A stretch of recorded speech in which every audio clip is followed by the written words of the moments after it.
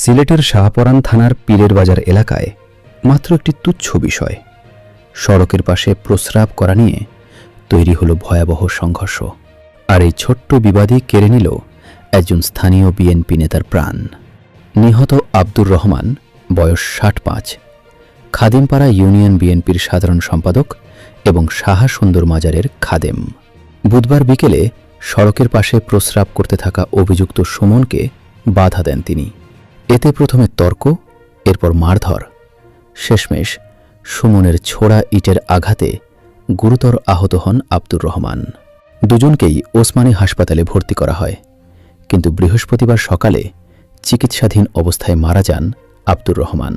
অন্যদিকে অভিযুক্ত সুমন রহস্যজনকভাবে হাসপাতাল থেকে পালিয়ে যায়। পুলিশ জানিয়েছে, ময়নাতদন্ত শেষে মরদেহ পরিবারের কাছে হস্তান্তর করা হয়েছে। এই ঘটনায় এলাকায় শোক ও ক্ষোভ ছড়িয়ে পড়েছে।